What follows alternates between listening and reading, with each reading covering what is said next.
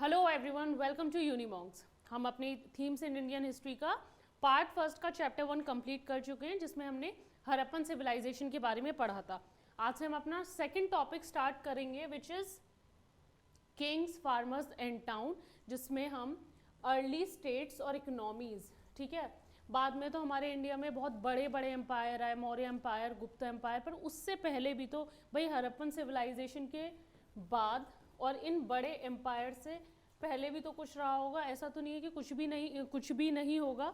तो उन स्टेट्स के बारे में, वो स्टेट्स कौन से थे और उनकी इकोनॉमी, ठीक है, क्या उनकी अर्थव्यवस्था थी या किस तरीके से पूरा सब कुछ वहाँ पर चलता था। अच्छा, टाइम पीरियड जो हम पढ़ रहे हैं, it is circa 600 BCE to 600 CE। एक क्वेश्चन आपका यहीं से भी बन जाएगा कि जो अर्ली स्टेट्स और इकोनॉमीज थे उनका टाइम पीरियड क्या है, ठीक है। तो वो है 600 BCE से 600 CE, यानी कि कॉमन एरा।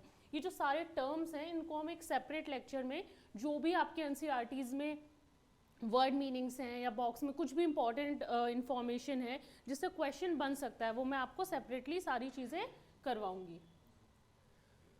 अब स्टार्ट करते हैं, पर एक बार देख लेते हैं ओवरव्यू की लेक्चर में हम क्या क्या पढ़ने वाले हैं। सबसे पहले प्रिंसिप एंड पियदासी। जेम्स प्रिंसिप एक ईस्ट इंडिया कंपनी के ऑफिसर थे, उनके बारे में और उन्होंने कौन से इंस्क्रिप्शन डिस्कवर किए या डेसिफर किए, ठीक है। उसके बाद अर्लियर स्टेट, पूरा चैप्टर हमारा भाई इसी के बारे में है कि सबसे पहले जो स्टेट्स थे वो कौन से थे, कैसे इमर्ज हुए, इकोनॉमी कैसी थी। फिर भाई एक बड़ा एम्पायर आया, एन अर्ली एम्पायर, जो हमारा फर्स्ट एम्पायर था, कौन सा, मौर्यन एम्पायर। तो हम इसमें मौर्यन एम्पायर के बारे में पढ़ेंगे। Next, new notions of kingship, ठीक है, किस तरीके के फिर छोटे छोटे चीफ्स, चीफडम्स इस तरीके से इमर्ज होने लगे और रूल करने लगे, उनके बारे में।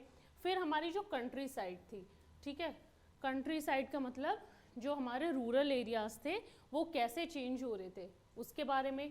फिर उसी के बाद टाउन्स और ट्रेड्स, जो टाउन्स थे, ट्रेड तो भाई हमेशा से चलती आ रही है, तो वो किस तरीके की ट्रेड होती थी, किस तरीके के क्या कम्युनिकेशन था, किस तरीके से पेमेंट होती थी, किस चीज़ में ट्रेड होती थी, ये सारी चीज़ें।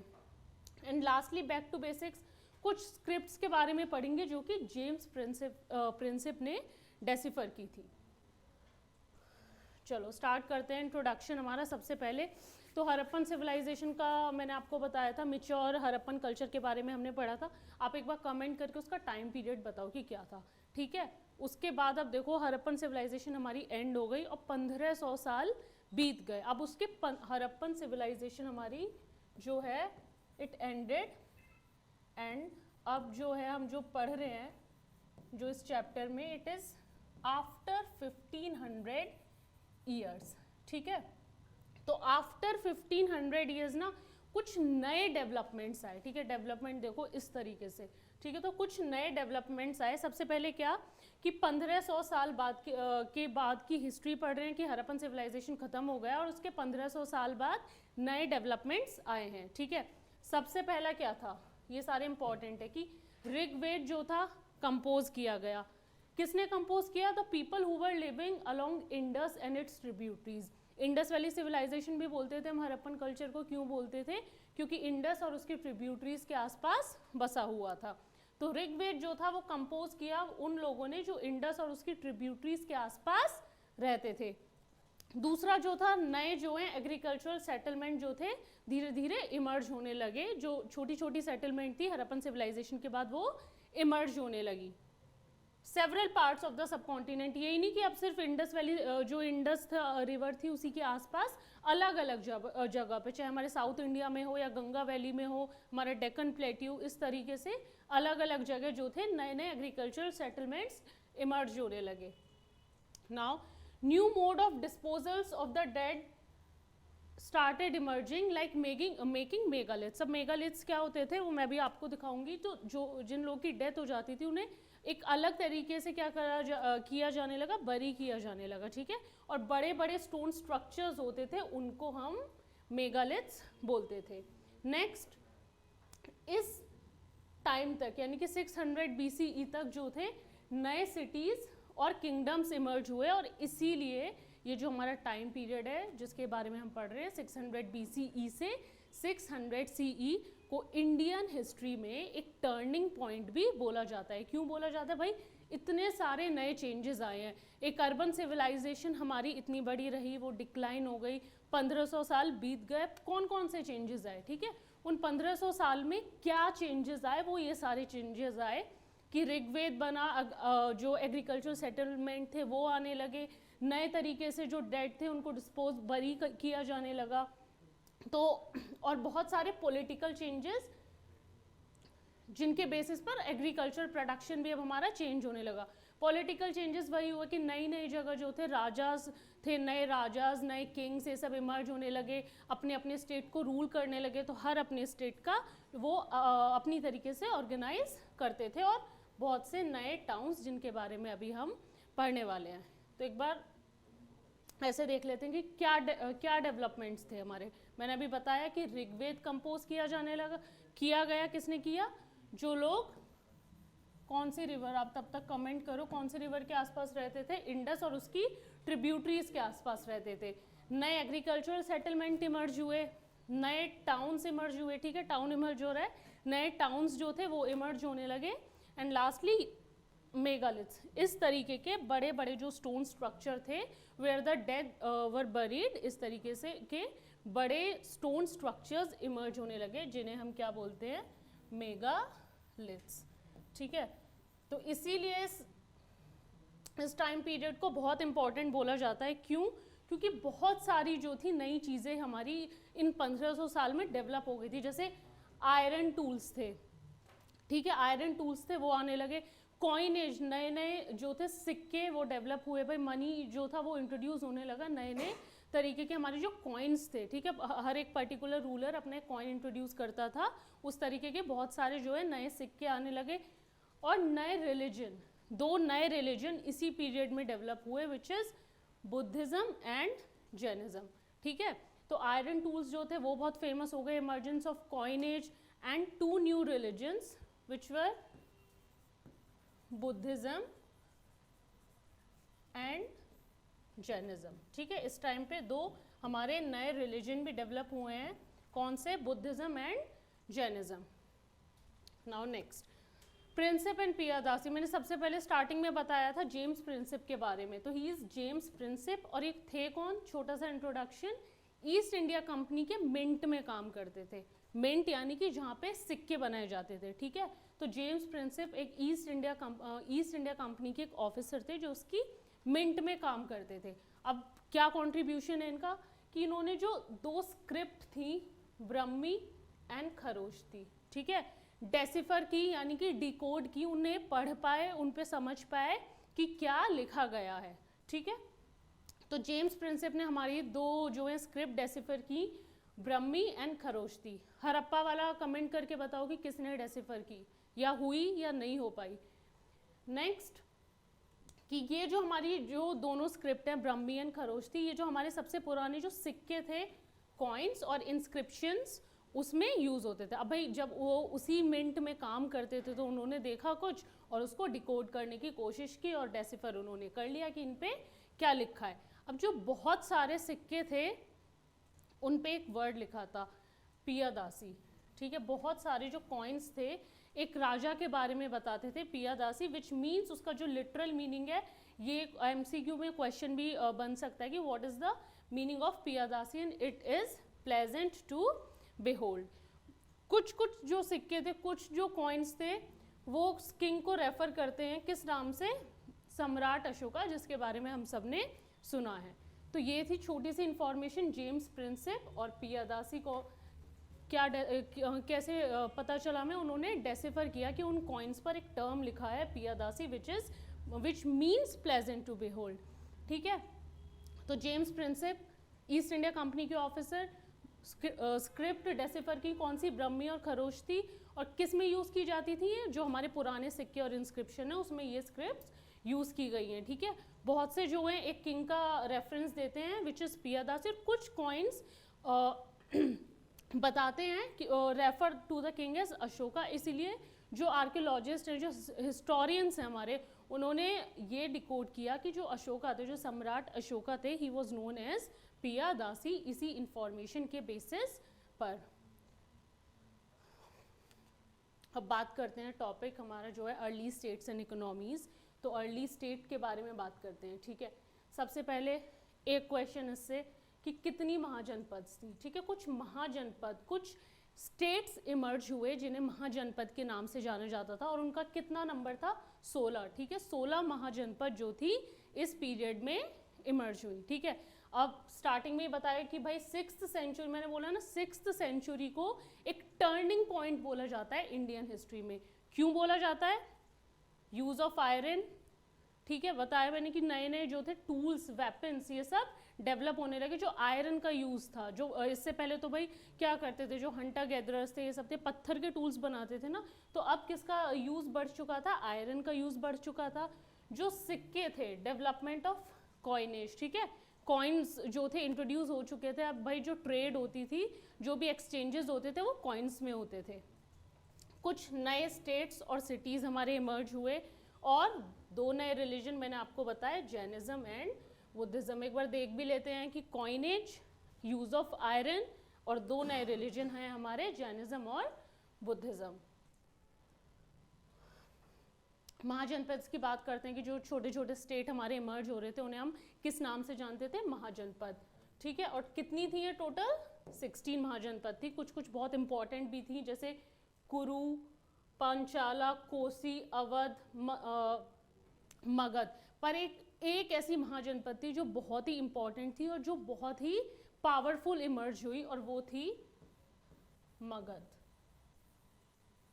ठीक है। ये क्वेश्चन आपका लास्ट ईयर आया है ये PYQ में कि which was the most powerful mahajanapada, और उसका आंसर है मगध। जो था वो सबसे पावरफुल हमारा महाजनपद था। जो हमारे 16 महाजनपद थे, टोटल कितने, 16 थे, उनमें से सबसे पावरफुल मगध था।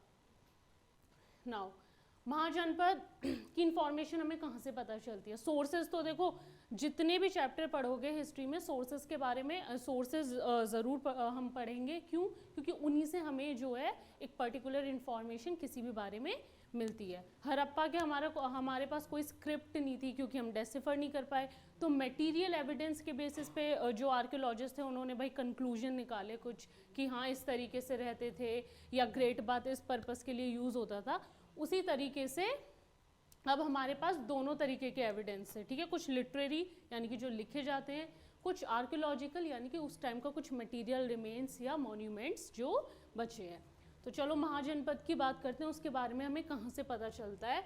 तो बुद्धिस्ट और जैन टेक्स्ट, ठीक है। जो बुद्धिस्ट और जैन के जो टेक्स्ट हैं, जो उनकी बुक्स हैं, जो स्क्रिप्ट्स हैं, वहाँ से हमें पता चलता है कि टोटल 16 हमारे क्या थे, महाजनपद थे। ज़्यादातर जो भी ये जनपद थी, महाजनपद थी, इन्हें रूल कौन करता था? फिर राजा ही करेंगे रूल, तो किंग्स रूल करते थे। पर इनको गन्स और संघास के नाम से भी, गन और संघ के नाम से भी जाना जाता था, जिन्हें कौन रूल करता था?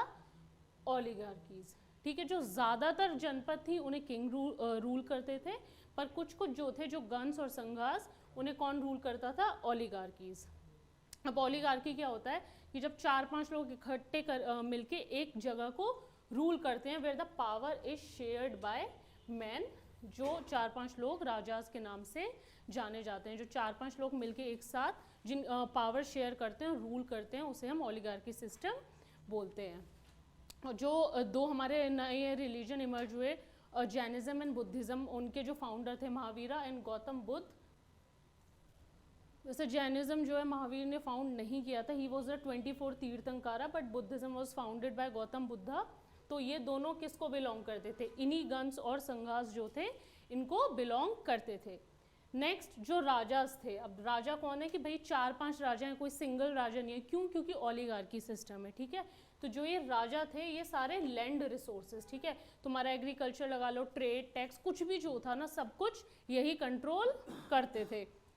और जो हर महाजनपद था उसकी एक कैपिटल सिटी होती थी, ठीक है। जैसे अभी हमारी हर स्टेट की एक कैपिटल होती है ना, उसी तरीके से उस टाइम भी महाजनपद पे की जो थी एक कैपिटल होती थी, और वो फोर्टिफाइड होती थी, यानी कि आप उसे समझो किलाबंदी, कि चारों तरफ से उसको एक बाउंड्री बना दी, क्योंकि भाई कैपिटल है, इम्पोर्टेंट है, और अगर कोई अटैक करे तो हम लोग प्रोटेक्टेड रहें या फिर तैयार रहें, ठीक है। तो महाजनपद टोटल 16 रूल करते थे किंग्स, गन्स और संघास थे जिन ओलिगार्कीज रूल करती थी।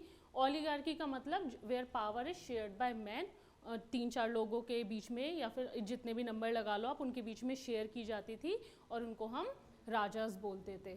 महावीर और गौतम बुद्ध जो थे वो इन्हीं गन्स को बिलोंग करते थे। और जो राजा थे, ये हमारे जो राजा थे, ये सारे जो थे लैंड रिसोर्सेज कंट्रोल करते थे। हर महाजनपद की अगर 16 है तो 16 की एक कैपिटल सिटी थी विच वॉज फोर्टिफाइड, या सबसे ज़्यादा स्ट्रॉन्ग होती थी कि प्रोटेक्टेड रखते थे उसको कि कोई और उसको, किसी और जनपद का रूलर उसको अटैक ना कर सके। अब इसी पीरियड में और भी चेंजेस आ रहे हैं।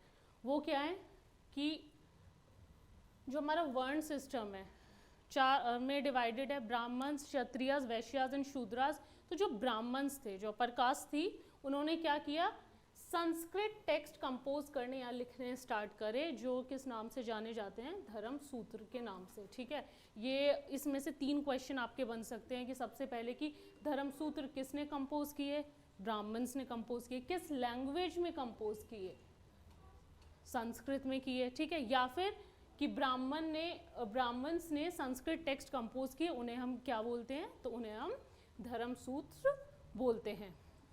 अब किस लिए भाई, ब्राह्मण से अपना तो डिसाइड कर लिया, वे आर अपर कास्ट। अब हम बाकी जो लोग हैं उनके लिए नॉर्म्स या कुछ रूल्स बनाते हैं कि आप लोग इस तरीके से रहेंगे। ठीक है, तो धर्म सूत्र उन्हीं नॉर्म्स के बारे में बताता है कि जो रूलर्स थे, जो राजा थे, उनके क्या क्या जो है उनकी ड्यूटी रहेगी, क्या क्या उनका काम रहेगा। सबसे पहला फर्स्ट ऑफ ऑल तो ये था कि rulers must belong to Kshatriya classes. ठीक है, पहली चीज तो उन्होंने यही बोली कि rulers must belong to Kshatriya classes. Next जो उनकी ड्यूटी थी, जो सारा टैक्स होगा कौन कलेक्ट करेंगे, रूलर्स कलेक्ट करेंगे, क्योंकि आप राजा हो, जो सारा टैक्स है, जो कॉमन पीपल हैं, सारा टैक्स वो आपको पे करेंगे, चाहे कल्टिवेटर्स से हो, ट्रेडर्स से हो, या फिर जो आर्टिसंस थे, जो कि हैंडीक्राफ्ट होते हैं ना, आपके लोकल आइटम्स वो बनाते थे, उन्हें हम आर्टिसंस बोलते हैं। तो जो रूलर्स थे उनकी ड्यूटी किस में लिखी गई, धर्म सूत्र में क्या लिखा गया कि जो सारे टैक्स हैं वो आपको कलेक्ट करने हैं, वेरियस जो पीपल हैं, चाहे वो कल्टिवेटर्स हों, ट्रेडर्स हों या आर्टिसन, सबसे जो टैक्स हैं वो आप कलेक्ट करेंगे। बट ऐसा नहीं था कि बस टैक्स जो है पे कर दिया और वहीं से पूरा हो गया। रेड्स, अगर किसी स्टेट ने दूसरे स्टेट पे जाके रेड किया, लूटपाट मचाई, तो they were also, it was also considered legitimate means, मतलब उसे गलत नहीं माना जाता था। अगर मान लो मगध ने वज्जी पे जाके अटैक किया और वहाँ से जो है लूट के ले आए और कुछ वेल्थ इकट्ठा करी, उसको गलत नहीं माना जाता था। इट वॉज लेजिटिमेट मीन्स कि आप इस तरीके से, मतलब ये इलीगल नहीं है, आप चाहो तो किसी भी स्टेट को जाके अटैक करो और जितनी जो भी वेल्थ वहाँ से मिलती है अपने पास रख लो। अब इस टाइम तक कुछ जो स्टेट्स थे उनके पास क्या थी, स्टैंडिंग आर्मीज, मतलब वो अपनी आर्मी भी रखने लगे। अब रीज़न वही है कि भाई कोई रेड कंडक्ट करने आएगा तो आपको अपनी एक आर्मी भी मेंटेन करनी होगी।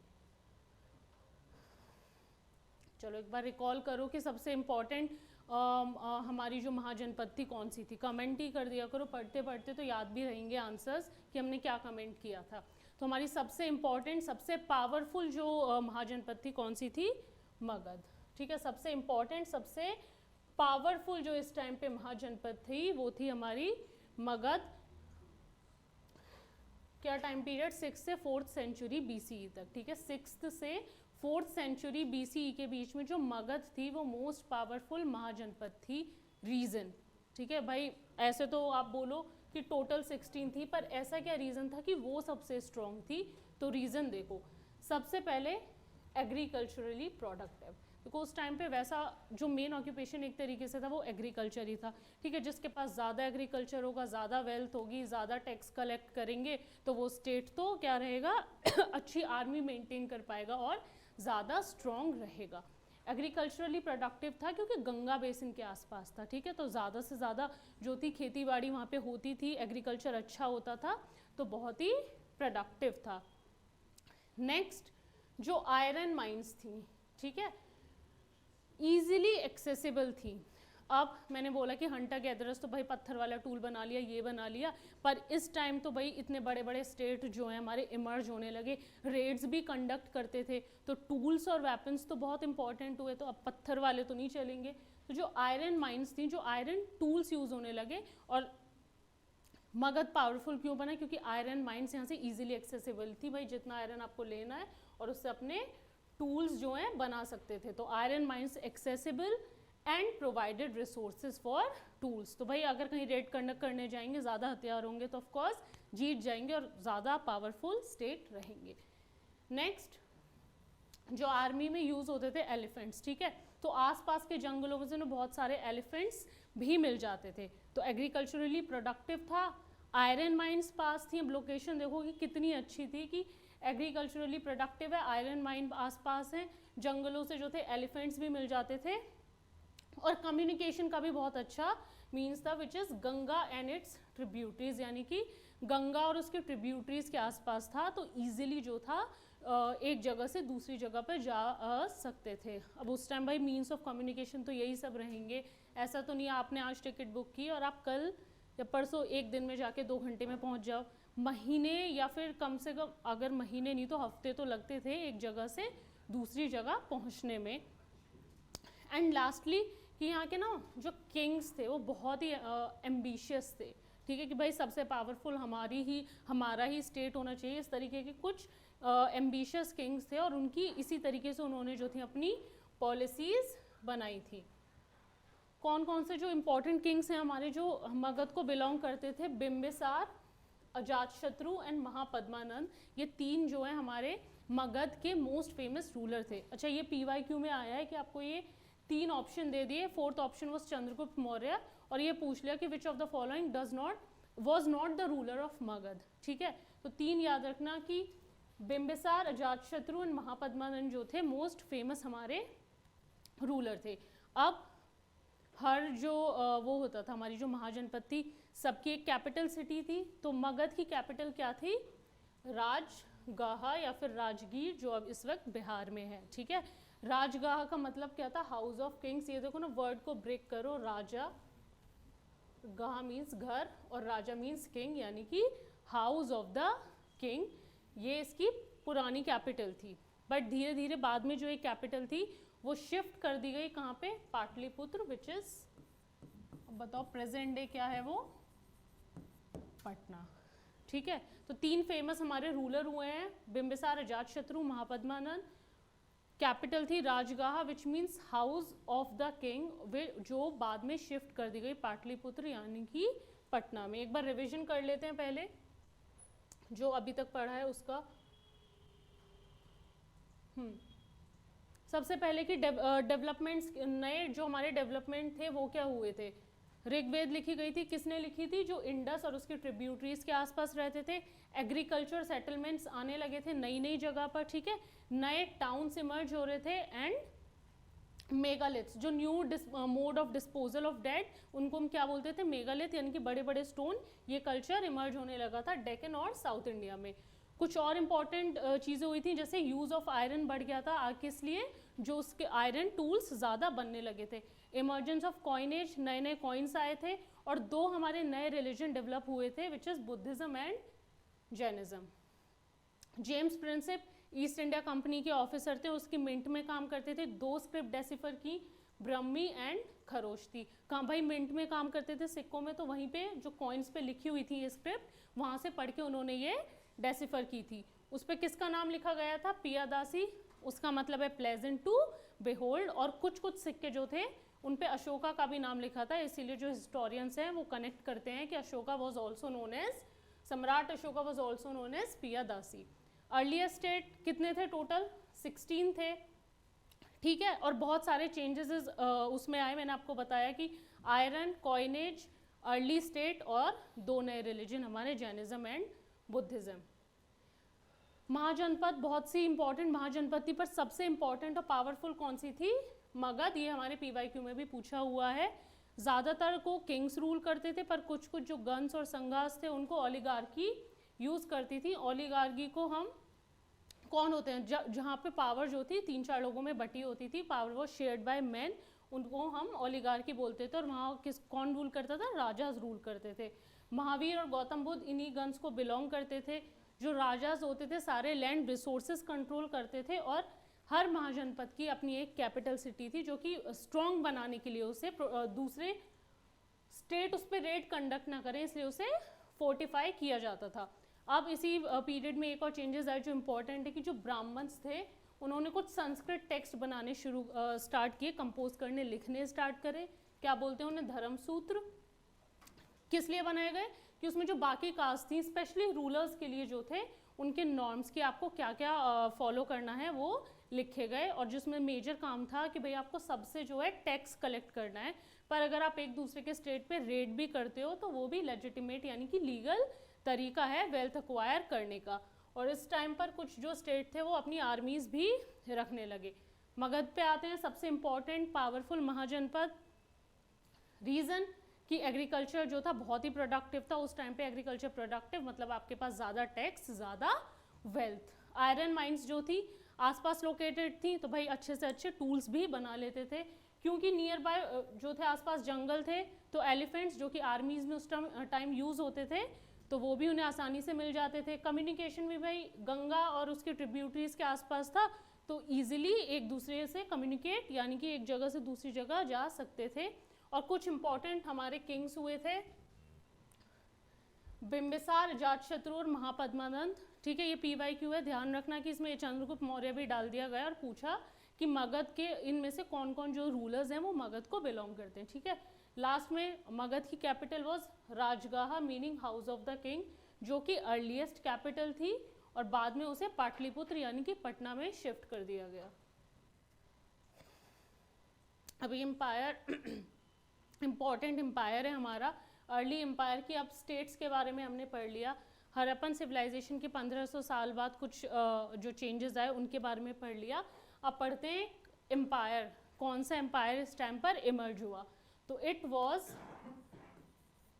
First powerful empire which is जो हमारा है मौर्यन एम्पायर। ठीक है, तो जो सबसे पावरफुल हमारी महाजनपद थी मगध, वो इवेंचुअली एक एम्पायर में कल्मिनेट हुई विच वाज नोन, सबसे पावरफुल हमारे एंशिएंट इंडिया का एम्पायर रहा मौर्यन डायनेस्टी, सबसे पावरफुल डायनेस्टी। फाउंड किसने की? चंद्रगुप्त मौर्य। ठीक है, Chandragupta Maurya founded the Mauryan dynasty. अब बहुत ही बड़ा ये एम्पायर था, वास्ट एम्पायर था, जो अफगानिस्तान, बलूचिस्तान वहाँ तक एक्सटेंड करता था। तो कौन सी जो हमारी पावरफुल जो महाजनपद थी मगध, वो एक बहुत ही पावरफुल डायनेस्टी एम्पायर में कन्वर्ट हुई which is known as Mauryan dynasty. और ये किसने फाउंड की थी? चंद्रगुप्त मौर्य ने। अब सोर्सेज क्या थे हमारे मौर्यन एम्पायर के? भाई कहीं से हमें क्या, किस चीज़ से हमें पता चलता है क्या क्या हमारे मौर्यन एम्पायर के सोर्सेज थे? तो हरप्पन सिविलाइजेशन में हमारे पास सिर्फ आर्कियोलॉजिकल एविडेंस थे, पर यहाँ पे हमारे पास लिटरेरी और आर्कियोलॉजिकल दोनों सोर्सेज थे, जिससे हम पता लगा सकते हैं पूरे मौर्यन एम्पायर की जो हिस्ट्री है उसको वापस कंस्ट्रक्ट कर सकते हैं। तो सबसे फर्स्ट मेगास्थनीज, ये ग्रीक एम्बेसडर थे, ये चंद्रगुप्त मौर्य की कोर्ट में आए और इन्होंने एक बुक लिखी है इंडिका। हालांकि वो पूरी बुक सर्वाइव नहीं करती, उसके कुछ फ्रेगमेंट्स यानी कि कुछ ही पन्ने, उसके कुछ ही पेजेस हमें मिले हैं, पर उससे जितना भी पता चल पाया है उससे मौर्यन एम्पायर की कुछ हिस्ट्री हम कंस्ट्रक्ट कर पाए हैं। तो इससे कई क्वेश्चन बन सकते हैं। फर्स्ट ऑफ ऑल ये कि मेगास्थनीज किसकी कोर्ट में गए? चंद्रगुप्त मौर्य। कौन सी बुक लिखी? इंडिका। या फिर कौन सी कंट्री से आए? ग्रीस और ग्रीक एम्बेसडर थे।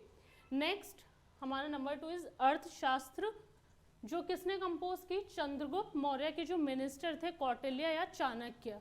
तो अर्थशास्त्र भी एक इम्पॉर्टेंट सोर्स बनता है, जो कंपोज की कौटिल्य या फिर चाणक्य। कुछ मेंशंस जो हैं हमें बुद्धिस्ट जैन पौराणिक या फिर जो हमारे संस्कृत टेक्स्ट हैं उसमें भी मिलते हैं, पर ज़्यादा इम्पॉर्टेंट ये है कि मेगास्थनीज ने कौन सी बुक लिखी, अर्थशास्त्र किसने लिखी, या वो चाणक्य ने, या फिर Chanakya was the minister of Chandragupta Maurya. और कुछ जो है अशोका के हमें इंस्क्रिप्शंस और पिलर्स भी मिलते हैं, जिनके बारे में हम आगे डिस्कस करेंगे, जहाँ से हमें मौर्यन एम्पायर की हिस्ट्री के बारे में पता चलता है। अब एम्पायर का एडमिनिस्ट्रेशन कैसा था, ठीक है, उसका एडमिनिस्ट्रेटिव स्ट्रक्चर क्या था। सबसे पहले 5 मेजर पॉलिटिकल, ऐसा तो नहीं कि एक ही साथ पूरे एम्पायर को रूल किया जा सके, ये पॉसिबल नहीं था, तो इसलिए उसे 5 मेजर पॉलिटिकल सेंटर्स में क्या किया गया, डिवाइड किया गया, जो और उसके बारे में हमें पता चलता है अशोकन इंस्क्रिप्शन से, ठीक है, कि 5 मेजर पॉलिटिकल सेंटर थे। कौन कौन से थे? कैपिटल तो हमने अभी डिस्कस की थी, जो मगध की थी, पाटलिपुत्र, जो अभी present day it is Patna, वो कैपिटल थी। और 4 और प्रोविंशियल सेंटर्स थे which are Takshashila, Ujjaini, Tosali and Suvarnagiri. ये चारों इंपॉर्टेंट है, इनमें से पूछा भी जा सकता है क्वेश्चन कि 4 प्रोविंशियल सेंटर्स जो थे मौर्यन एम्पायर के कौन से थे, और कैपिटल तो हमारी वही है जो मगध की थी, पाटलिपुत्र, जो बाद में शिफ्ट हो गई। और ये इसके बारे में हमें पता कहाँ से चलता है, अशोकन इंस्क्रिप्शन से। और 4 प्रोविंशियल सेंटर्स हैं, तक्षशिला, उज्जैनी, तोसाली एंड सुवर्णगिरी, ठीक है। अब जैसे स्कूल्स में प्रिंसिपल ऑफिस के अराउंड सबसे ज़्यादा डिसिप्लिन होता है ना, तो इसी तरीके से जो चारों प्रोविंशियल सेंटर्स थे इनके अराउंड सबसे ज़्यादा जो कंट्रोल था वो स्ट्रॉन्ग रहता था, डिसिप्लिन्ड रहता था। जो भी एडमिनिस्ट्रेटिव कंट्रोल था, जो सारी पॉलिसीज़ थी, इन चारों सेंटर, ये 4 हमारे सेंटर्स, इनके अराउंड सबसे ज़्यादा स्ट्रॉन्ग होता था। अब ये जो 2 हैं इनमें से तक्षशिला एंड उज्जैनी, ठीक है, ये लॉन्ग डिस्टेंस रूट थे। इंपॉर्टेंट रूट कौन से हैं लॉन्ग डिस्टेंस हमारे? तक्षशिला और उज्जैनी। और जो सुवर्णगिरी है, सोने को हम हिंदी में स्वर्ण भी बोलते हैं, तो ये क्या था? गोल्डन माउंटेन था।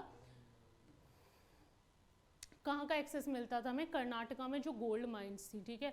तो जो भी हमें गोल्ड वैसे एंशिएंट इंडिया में मिलता था मोस्टली साउथ इंडिया से आता था, चाहे वो हड़प्पन सिविलाइजेशन में रहा हो या इसमें मौर्यन डायनेस्टी के टाइम पर रहा हो, कि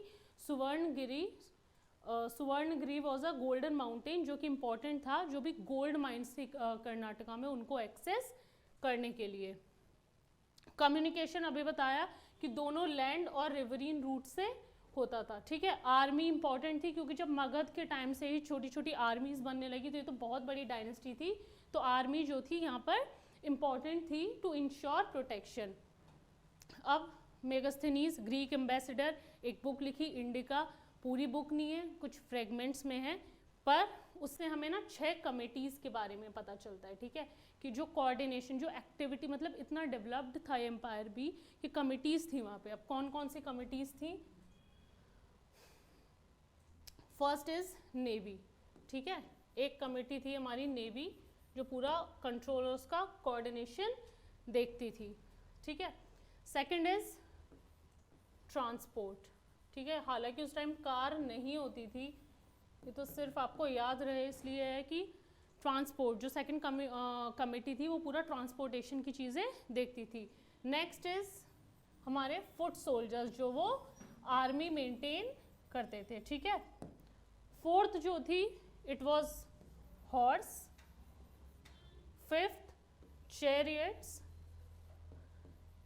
एंड सिक्स्थ इज एलिफेंट्स, ठीक है। तो हमारी 6 कमेटी थी, जिनके बारे में हमें, जिनका सोर्सेज क्या है, मेगास्थनीज की बुक इंडिका, ठीक है। तो navy, transport, foot soldiers, horse, chariots and elephant. तो अब हम बात करते हैं कि मौर्य एम्पायर के जो सबसे फेमस रूलर हुए अशोका। चंद्रगुप्त मौर्य जो थे फाउंडर थे, बिंदुसार वॉज हिज सन, और जो अशोका थे he was the grandson of Chandragupta Maurya. अब ये इतने फेमस, ये इतना इन्हें क्यों माना जाता है भाई? सम्राट अशोका, चक्रवर्ती अशोक सम्राट, इतने नामों से जाने जाते हैं, ठीक है। तो इन्होंने ना एक बहुत ही पॉपुलर चीज़ की थी, कि पहली चीज़ इन्होंने की कि पहले रूलर थे जो अपनी प्रजा को जो भी मैसेज देना चाहते थे वो ना स्टोन सरफेसेस, जो दीवारें थी उन पे कार्व करवा दिए, यानी लिखवा दिए, और उन्हें हम जानते हैं धम्मा के नाम से। इसलिए वो बातें किस चीज़ से फेमस हैं? अशोका धम्मा के नाम से फेमस है। अब उसमें जो थी सारी अच्छी अच्छी बातें की गई, जो हमें आज भी सिखाई जाती हैं, कि रिस्पेक्ट योर एल्डर्स, जो ब्राह्मण्स थे बी जेनरस टुवर्ड्स देम, या फिर जो स्लेव्स या सर्वेंट या जो लोग आपके साथ काम करते हैं, be respectful towards them. Her religion का क्या है? रिस्पेक्ट करना चाहिए। ये सारी चीज़ें जो हैं अशोका धम्मा में भी इतने टाइम पहले बताई गई थी, और यही जो चीज़ थी अशोका ने सोचा सारी अच्छी अच्छी चीज़ें बताते हैं, इससे क्या होगा कि लोग आपस में मिल बांट के प्यार से रहेंगे, और इसी से जो एम्पायर है, he tried to hold the empire together कि जो मेरा एम्पायर है वो अच्छे से, ये जो हमारी डायनेस्टी वो अच्छे से चलती रहेगी। अब इसको प्रोपोगेट करने के लिए, यानी कि ये प्रचार पूरा करने के लिए जो स्टोन पे कार्विंग करवाते थे, कुछ स्पेशल ऑफिसर अपॉइंट किए गए which who were known as Dhamma Mahamatas. तो जो लोग धम्मा को प्रोपोगेट करते थे दे वर नोन एज धम्म महामाताज। तो ये कौन थे? अशोका पहले रूलर, अगर ये आ जाए फाउंडर चंद्रगुप्त मौर्य, पर पहले रूलर जिन्होंने अपनी प्रजा को अपने मैसेजेस जो थे स्टोन सरफेस पे इंस्क्राइब करने बोला, ही वाज अशोका। और जो उन्होंने प्रोपोगेट किया अच्छी अच्छी चीजें, इट वाज नोन एज धम्मा। तो अब जितना भी पढ़ा है उसे कुछ प्रैक्टिस क्वेश्चंस के थ्रू क्या करते हैं, उनका रिवीजन कर लेते हैं कि Rigveda was composed by people living along which of the following rivers। ठीक है, ऋग्वेद कंपोज हुआ था इस पीरियड में, इंपॉर्टेंट चीज़ थी, पर किन लोगों ने किया था, कौन सी नदी के किनारे बसे हुए लोगों ने जो ऋग्वेद थी उसे लिखा था, कंपोज किया था? इंडस। ठीक है, इंडस और उसकी ट्रिब्यूटरीज के आसपास मैंने बताया। नेक्स्ट, जेम्स प्रिंसेप कौन थे? ईस्ट इंडिया ऑफिसर थे हमारे, उसकी मिंट में काम करते थे, और दो जो है इंस्क्रिप्शन उन्होंने क्या किए, डेसिफर किए। कौन कौन से? ब्रह्मी और खरोष्टी, जो पुराने सिक्कों और इंस्क्रिप्शंस पे हमें मिलते हैं। तो आंसर है आपका D, both A and B. चलो, संस्कृत टेक्स्ट किसने कंपोज किए? पहले तो उन्हें हम धर्मसूत्र बोलते हैं, और किसने कंपोज किए? ब्राह्मण्स ने। किस लिए कंपोज किए, क्या किस चीज़ के लिए कंपोज वो किए गए, वो आप कमेंट करके बताओ कि धर्मसूत्र किस लिए कंपोज किए गए थे। Next question, which of the following is not the king of Magadh? ये मैंने आपको बताया, PYQ है हमारा, आया है लास्ट ईयर। तो बिंबिसार तो थे, अजातशत्रु भी थे, और महापद्मानंद भी थे। कौन नहीं थे? बिंदुसार। तो बिंदुसार कौन थे? He was son of Chandragupta Maurya, he belong to Mauryan dynasty. Last question, Arthashastra किसने लिखी है? ठीक है, Arthashastra has been composed by Chanakya, या फिर हम उन्हें कौटिल्य भी बोलते हैं। ऑप्शन में दो नाम देख के कंफ्यूज मत हो जाना, चाणक्य या फिर कौटिल्य। ठीक है, ये चंद्रगुप्त मौर्य के मिनिस्टर थे, इन्होंने कौन सी बुक लिखी है? अर्थशास्त्र। अब एक और कमेंट करके बताओ कि मेगास्थनीज ने कौन सी बुक लिखी थी। और अगर लेक्चर अच्छा लगा हो तो चैनल को लाइक, सब्सक्राइब और शेयर करो।